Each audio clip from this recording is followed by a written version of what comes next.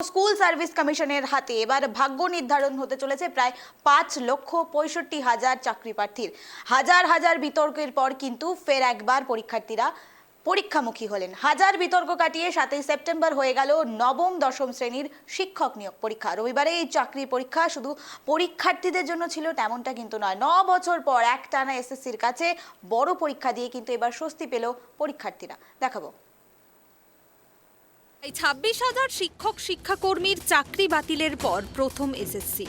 হাজারো বিতর্ক, হাজারো বিক্ষোভের পরও রবিবার নির্বিঘ্নেই শেষ হলো স্কুল সার্ভিস কমিশনের নবম দশমের ফ্রেশ সিলেকশন।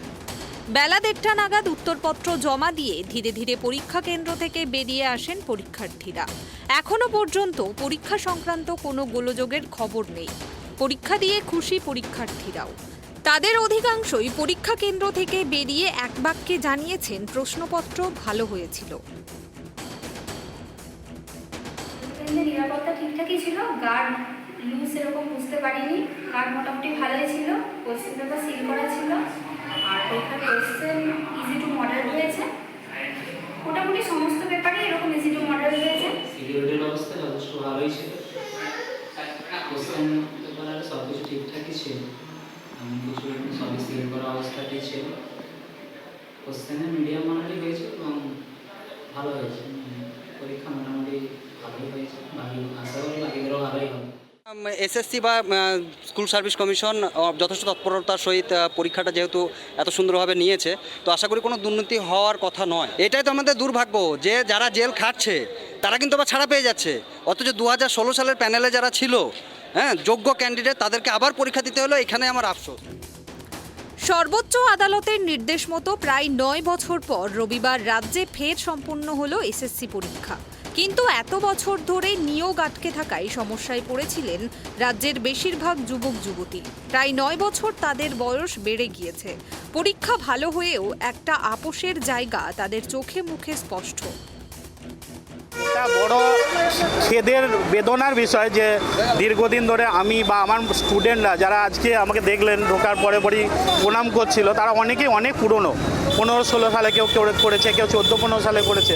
তো দীর্ঘদিন ধরে এসএসসি না হওয়া একটা বড় যন্ত্রণার কারণ, এবং হঠাৎ করে না হওয়ার ফলে তাদের প্রিপারেশনেও অনেকটা ঘাটতি হয়ে গেছে। রেগুলারভাবে যদি এটা হতো তাহলে এরা হয়তো অনেক দিন আগে চাকরি পেয়ে যেত। আজকে হয়েছে, দেখা যাক কতটা কী হয়। আমি আমার পরীক্ষা দিয়ে খুব স্যাটিসফাইড। কিছু কয়েকটা প্রশ্নের মধ্যে একটু কনফিউশন ছিল, তবু মোটামুটি যে হারে প্রস্তুতি নিয়েছিলাম খুব বেশি সময় পাওয়া যায়নি, তাতেও যে পরীক্ষাটা দিয়েছি ভীষণ স্যাটিসফাইড। একটাই দুঃখ যে 9টা বছর বয়স বেড়ে গেল। যদি এটা প্রত্যেক বছর হতো তাহলে আমরা অনেক স্কোপ পেতাম। আমরা পরীক্ষা হয়তো এবছর ভালো হলো না, পরের বছর ভালো দিতাম, একটা আশা থাকতো, একটা চর্চায় থাকতাম। চর্চা থেকে অনেকটাই বেরিয়ে গেছে। অনেকেই জানিয়েছেন এটাই তাদের জীবনের শেষ পরীক্ষা, কারণ বয়সসীমার কারণে আর কোনো চাকরির পরীক্ষায় বসতে পারবেন না তারা। তাই শেষবারের মতো কলম ধরেছেন ভরসার আলো নিয়ে, যেন অন্তত এবার মিলুক একটি স্থায়ী চাকরি, শেষ হোক দীর্ঘদিনের বেকারত্ব। বেশিরভাগ কোয়েশ্চেনের অ্যান্সার সঠিক করে এসেছি, 2-4টে কনফিউশনাল একটু ঘুরিয়ে দেওয়া ছিল, সেগুলোকে একটু আন্দাজ মতন করেছি। কিন্তু পরীক্ষাটা খুব ভালো হয়েছে, আশা করছি এবছর ক্র্যাক করে দেবো। এরপরেও যদি তাদের জ্ঞান না হয়ে থাকে যে আমার এবছর চাকরির লাস্ট পরীক্ষা, আমার বয়স পেরিয়ে যাবে, তা আমি এই সবে আগে একটা আর এই একটা পরীক্ষা দিলাম, তার মানে আমার বেকারত্ব জীবন শেষ, মানে সার্টিফিকেট করার কোনো দাম হবে না। বাবা মা যে এত কষ্ট করে পড়াশোনা শিখিয়েছে তার ভ্যালু এবার শেষ হয়ে যাবে। তো এরপরেও যদি আমাদের দেশের যারা অভিভাবক তাদের যদি জ্ঞান না হয়, স্বচ্ছতা যদি বজায় না রাখে, তাদের গলায় দড়ি দিয়ে আত্মহত্যা করা উচিত। এতে আশাবাদী, আশায় বসে থেকে চুল দাঁড়িয়ে পাকিয়ে বসে আছি। আর কি বলবো আপনাদেরকে, আর রাজ্যবাসী তো দেখছে কি ঘাটলা চলছে। রবিবার পরীক্ষা দিলেন চাকরিহারা যোগ্য শিক্ষকরাও, কিন্তু এখনও তারা অনিশ্চিত এই পরীক্ষার ভবিষ্যৎ নিয়ে। আদৌ এই পরীক্ষা কতটা দুর্নীতিমুক্ত হবে, আদৌ তারা ফের এই পরীক্ষায় পাশ করতে পারবেন কিনা। এখন পরীক্ষার প্রশ্নপত্র যা এসেছে মধ্যমানের এসেছে, অপেক্ষাকৃত সহজ।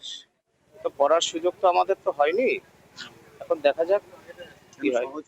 নতুনদের সাথে আমার তো দুঃখ লাগছিল যে আমি বা আমরা যোগ্য শিক্ষকরা আমরা বিদ্যালয়ে এই পরীক্ষার ইনভিজিলেটর থাকার কথা, সেইখানে মাথা নিচু করে পরীক্ষা দিলাম, আবারও সেই একই পরীক্ষা।